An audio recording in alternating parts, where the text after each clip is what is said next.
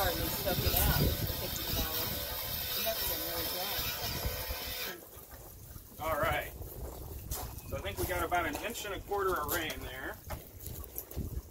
More than we got last night, but still not an unreasonable amount of rain.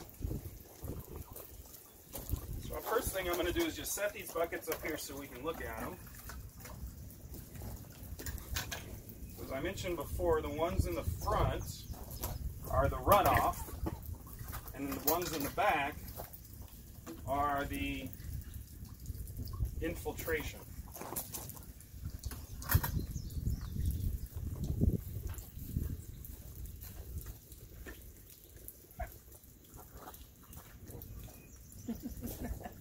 Rain gauge is in the way, isn't it? Well, so much for that study. It's okay, I had video evidence. So. Yeah, there you go. We're just going to set that one right there. Now this is interesting, because I've done this test several times, and this is not usually what we get with prairie grass. Huh. But that's all right, because it's something to talk about. So, we started with the sand. This is our runoff, so this is what came off the surface of the sand. Just a tiny little bit, right? And that's our infiltration. Right? Look at all that water. That's right through. So it just went right through there. So you can imagine if you're a golf course manager, that's exactly what you want.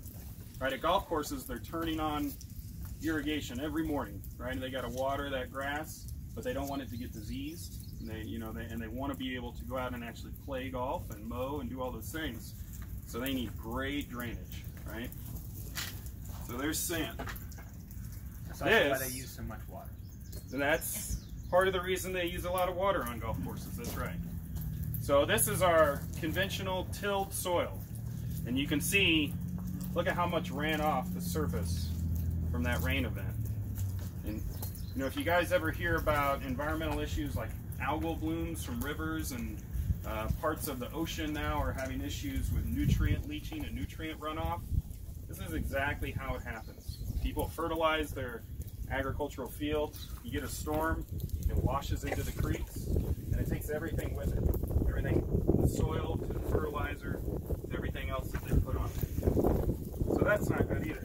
And look how muddy that is, right? So that's carrying a lot of soil particles with it. All right, so this is the same soil, basically the same soil, but with some wood mulch on it.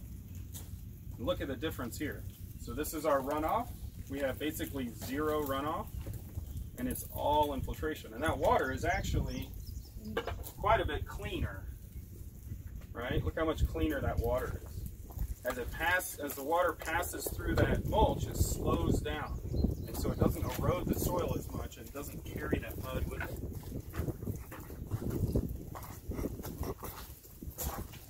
So this is from our lawn landscape turf here, right? And you can see that we have a lot of infiltration and very little runoff. I'm surprised there's not a little bit of runoff, but we're still learning to use this thing. The other thing to note about this,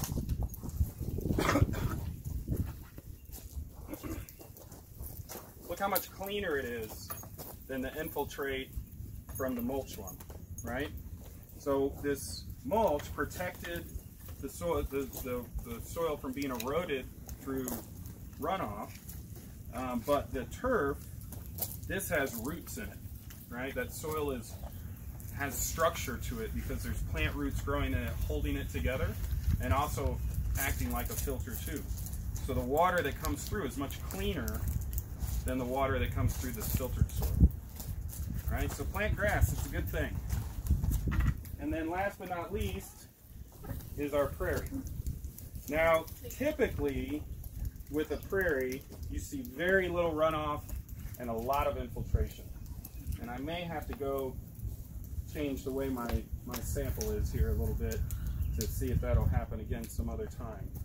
But even the runoff, I mean, think about the color. So that's our infiltration. This is our runoff from our conventional soil. This is our runoff from the prairie soil. Look at the difference, right? You can see how much more soil and dirt that's in there, right? And that soil is really important for growing our food crops. So we want to protect that soil. We want to keep it where it is because it allows farmers to be successful. So that is pretty much it for the rainfall simulator. So one thing I want to mention, guys, in terms of human impact and what we do is we have, and a lot of times in past, and especially recent past, over-tilled our soil. And that's caused a lot of environmental hazards along our seaways, oceanways, riverways, things that he mentioned before, but also, too, that's a lot of lost money. That's a lot of work to get all those nutrients in the soil, and when we over-till, all those nutrients are lost and we have to replace those. And that causes a whole lot of economic pressure on our farmers, but on top of that, we have to recreate all those nutrients again and put them back in the soil. That takes energy, that takes work, and well, there's a lot of things to be said for that. Now, you guys notice the mulch area, you guys know I put mulch on everything, right? So in those flower beds and everything else, well, now you're starting to see why I'm keeping it there. It also holds moisture in there so they don't have to dry out so much. The other thing I wanted to mention about this, we think 2 mass extinctions were caused from this right here. The Ordovician and the Devonian mass extinction, if you guys would have taken my other science class, you would have learned about that. This process of getting nutrients in water and causing algal blooms is what we think actually caused 2 of our mass extinctions, 2 of the 5 that we've had in the past. So this is actually a much deeper issue than just, oh, we killed some fish. So most of your farms nowadays are moving to no-till operations for this reason right here. Right now, most. A lot are starting to wake up to this idea. So, okay. Thank you for that. That's awesome.